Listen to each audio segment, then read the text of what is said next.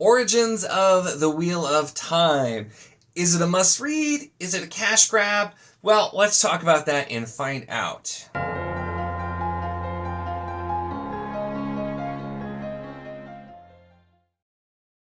Hello and welcome to my channel. In this video we're going to be talking about Origins of the Wheel of Time by Michael Livingston, going over those questions and just kind of talking a little bit more in depth about this. Now I will note that in general this is full spoiler for the series, and I can't imagine anyone who has not read the full series would even be interested in this, so I'm not going to be going into necessarily specific spoilers, but there is a chance I spoil up to the entire series. So just be aware of that if you're watching this, because of the nature of this book in general. So I was really skeptical about this when I first heard it. Now it seemed like, okay, they're trying to just release something to get a cash grab because, Wheel of Time's being talked about because of the Amazon show. And so I wasn't even planning on getting this. And then I read a letter that was from the author, and it is included in the book as well. And I was just so, it felt so sincere, and you could tell the guy was really passionate about the Wheel of Time. And so I'm like, okay, you know what? I'm sold. I will get it. I'll read it. And I did then read it as soon as it came out and went from there. Unfortunately, I found this to be pretty disappointing overall. So let's talk about first what the book is. So it's the Origins of the Wheel of Time. It is a very short book, I will note. And then what we get in this is there are 4 parts. The first is kind of a small, shorter biography of Robert Jordan, which I found interesting, Origins of the Wheel of Time, not as much, but I still found interesting. And then we have a section that's just basically talking about Tolkien and comparing Jordan and Tolkien and talking about Tolkien's influences that are not directly the same as Jordan's. Then finally we get to part 3, which was one of the most interesting parts, which was more specifically about the development of the Wheel of Time. And then finally part 4, which is a little under half of this, is part 4, is straight up just a glossary of terms, characters, places, things, and what their origin is, if known. So the problem, first off, is we don't really get a ton of focus on the Origins of Wheel of Time in an already very short book. It's maybe half of it. The other thing is, if you're a big enough fan of the Wheel of Time to buy this book, you probably know a fair amount of what is in this. Both the things about the development or things about Jordan's life to an extent, and then some of at least the more obvious items here, people have talked about for many, many years. So the references to real world people, that's been talked about for decades, if not longer than that as well. So things like that, it's just some other bits and pieces, things about how things changed. A lot of that's been known. And really, the bulk of what this book does prior to the glossary section is just pulling in quotes, things that exist that you can find.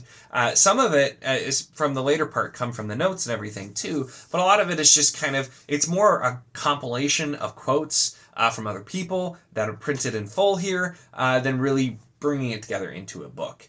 So the other promises, because the big things it says, the brand new redrawn map. Well, even before the book came out, that was being pretty hotly debated by the people who are a little bit more experts on the map.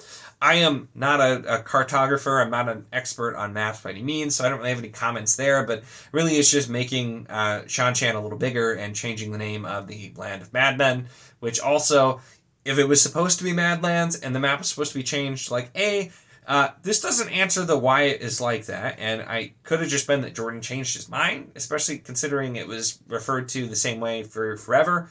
I don't know. So, but I mean, has the new map. It's not really all that exciting. They also released that before the book came out. The alternate scene from an early draft of the Wheel of Time. That was interesting. I don't think that's something that was ever available before, so it was interesting to see, but once again, that's a very small part. The most egregious thing that was marketed is the long-awaited backstory of Nakomi. Complete lie. Absolute lie. The backstory is Jordan included the character, so we had to figure out how to use her, and we don't really know anything. And so, I mean, that was just annoying. With that one, there's really no new information whatsoever about that character. And then it does have some full-color photo inserts, which some of those were kind of cool. There's one, for example, a young Robert Jordan. So we got that. But overall, if I have to answer the question off the cuff of, is this worth the purchase? Absolutely not. There is some interesting things in here, and I did read the whole thing, even though literally half of it is in glossary format, but there was a lot more interesting information in the encyclopedia. This is very specifically not supposed to be taking over that, specifically focusing on the real-world origins, but I just don't feel like there was enough done, really, in order to make this merit itself as a book. This, if it would have been a lot longer and really digging in, I think that could have worked, but it felt like this was, we need to get a short, quick book out so that we can make as much money as possible while Wheel of Time is relevant, which was what I first suspected, and unfortunately, in my opinion, that's what this is. Now, that is not to detract from Michael Livingston, or, really anything else. I get it, but I feel like this is something that Tor probably pushed for, and I also get why. It's a smart business decision, and I'm not, mad at them for doing it or anything, and like I said, Michael Livingston seems very passionate about this. There are some quotes, a lot of the other people involved and everything, where they know people want more Wheel of Time content, and they're trying to do something. So I can respect that. I'm also the exact demographic to buy this kind of book, and even if I would have known this at a time, there are still really good chances I would have bought it. I feel like for the really diehard people, you probably already have it, but unless you're a really, really diehard fan and you just absolutely want something more to dig into, I just don't know that there's really enough here. It did go into a lot of detail at parts about one of the source material things that he used for a lot of the names or kind of ideas as well. So there was some interesting things there. In the glossary parts, it was kind of funny seeing, I guess I had never noticed it, or if I did, I'd forgotten at this point if I've ever seen somebody bring it up, but the Trolloc names of their different clans or whatnot, or groups, are all basically word plays where they look like, other words, like the Goblin or something, the Goblin, things like that. And then seeing some characters have really in-depth backstories and where the name came from, and some of them are just a play on words. Bail Doman is just basically saying he's a wide man who's on a ship and might have to bail. Doman, apparently. And so, I had not really thought about that either. So there were some fun things, there were some interesting things here, but it's just overall, when you're releasing this as an almost $30 hardcover for a small book that does not offer a lot of new information, especially the way it was hyped up, that's a little annoying to me. I still, it's a pretty book. You got here, and the art in here is nice too. It's a nice book, and it's definitely, if you're the collector, which once again you probably already have it anyway if you are, with it, it's, having it in the collection I still think is nice.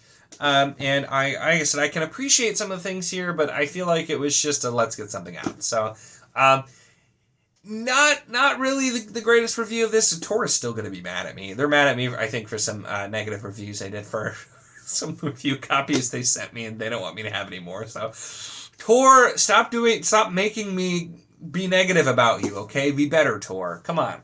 But yeah, like I said, so there is some interesting stuff in here. It was not really all that much of an unenjoyable read, but it just seems like it was sold as something it is not, and it also seems like it was cut to be very, very short. When if it would have gone more in depth, that really, serves the demographic of people who really, really want to dig in, I think, better. And so I would have liked to see that.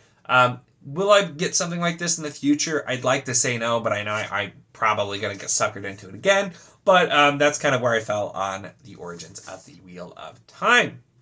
That's it for this one. Let me know if you did get this and read it, your thoughts on it as well. If you just didn't get it because you saw exactly what I just said coming to, I'll be curious there. But let me know if you did get it and read it, and maybe disagree with me too, because it could just be me being cynical. You never know. But that's it for this one. Make sure to give the video a like if you enjoyed it. Check the link in the description, as always, for the Wizardly Do a Discord. If you want to chat books, whether this book, other books, any books, really anything at all, it is a lot of fun, and we'd love to have you. And of course, if you enjoy my content, make sure to subscribe.